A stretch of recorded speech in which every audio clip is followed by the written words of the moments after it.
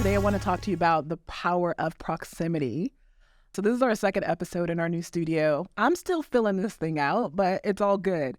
So what I want to talk about is two things: the power of proximity and how I use it, but I also want to talk about pricing a little bit, because the access to proximity is mostly separated by price. And so what I want you to understand is that price is actually a boundary to proximity. So yes, we're going to talk about the power of proximity, and people are always like, yay, proximity. I want to get in proximity of people.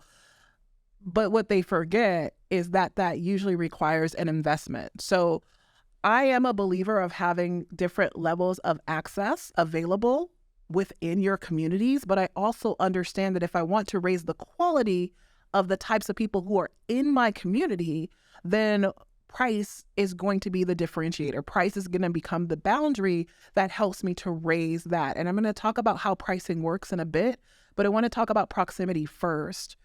When it comes to proximity, like I said, pricing is usually the automatic boundary most of the time. Proximity is powerful. It is very, very powerful. I know that I have made investments in myself that have changed the game for me, but they only changed the game for me because it put me into proximity of people who were doing the things that I desire to do. And so it becomes game changing. What happens with most people is they have this fear of investing at higher levels, yet they want what those people who are in those rooms have.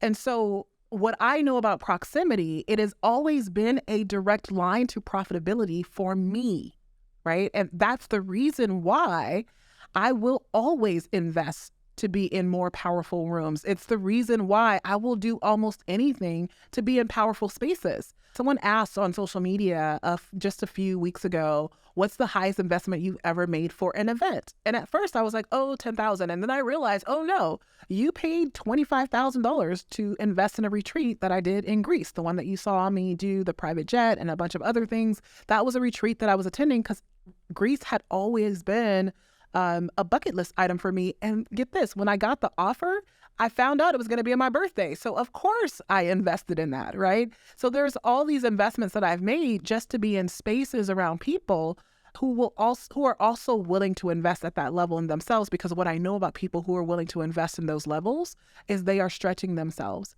They are usually people who are lifelong learners, or they are into personal development. They invest in experiences for that reason.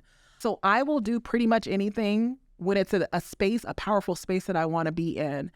What I realize is that I realize my own power when I'm surrounded by powerful people, right? So again, doing anything to be in those spaces, because when I'm surrounded by powerful people, my own power increases. When I'm surrounded by people who are making powerful decisions and powerful investments and who are doing incredible things, it stretches me. It shows me what's possible. And like I said, price is typically the boundary to that, right? There are certain rooms that you can't be in unless you're willing to invest at a certain level. And then there's rooms where your investment doesn't even matter. These rooms, you have to be operating at a certain level. So maybe you have to have a minimum of 6 figures in income to be in those spaces, to even have the right or the opportunity to invest in them. Maybe you have to have $1 million in revenue in your business in order to even be invited to make that investment. And so thus, when those levels get increased, the proximity to who you're being around usually is more powerful and more powerful.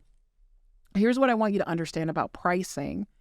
There is a way that people who invest at a certain level experience buying when they invest at that level. So I always use this example of a car. So let's say you actually need a car. You literally need a car. You do not have one. You are saving up money to invest in one. And maybe you've saved so far, let's say $3,000 or $5,000.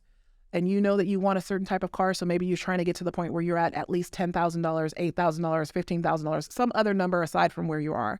And let's say you're on your way. I know there's Uber and stuff now, but let's just say you're walking to the bus stop, right?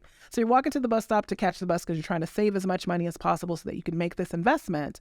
And on your way to the bus stop, you see a for sale sign on a beautiful, shiny, 2-year-old Mercedes-Benz, and it says $500, right? So it says $500. And so you're like, most people are thinking something about this seems off. Like, that's a €2 car. So at this point in time, when we're recording this, that would be 2021, right? A 2021 Mercedes-Benz for $500.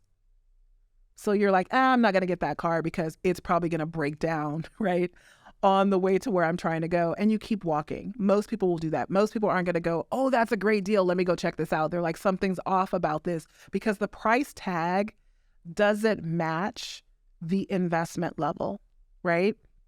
And so here's what you don't know. What you don't know is that, and what you're unaware of is that that car belongs to a widower who just lost her husband, and that was his car, and she doesn't need it. She doesn't need to drive it. She doesn't have anybody to leave it to or to give it to. And so she just thought, well, I just want to bless somebody. And this is what most of you guys do with your own programs, but that's not the story I'm trying to tell. And so you don't know this, and so you think something's wrong with it, and she thinks she's doing something good. Some of your pricing is the same way, but this is also how I want you to look in communities. You want people in your programs to be up-leveled, but yet you're charging $500.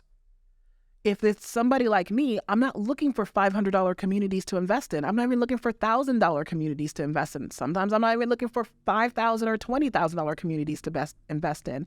I know that proximity is a boundary to the type of people that I want to be around, or that price is the boundary to the people I want to be in proximity with. Are you with me? I understand that. So do they.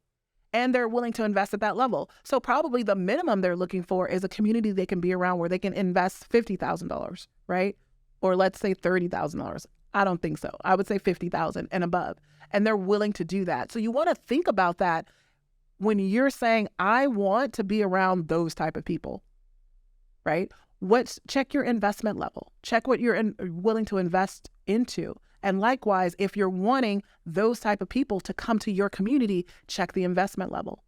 Check the level at which you are setting your prices, right? Check your pricing. Because if you don't have the type of people in your communities, or you're not surrounded by the type of people that you want to be in proximity to in the communities that you participate in, I promise you that is the pricing, that is the boundary that is keeping you exactly where you are. Episode. Thank you so much for watching my show, my channel.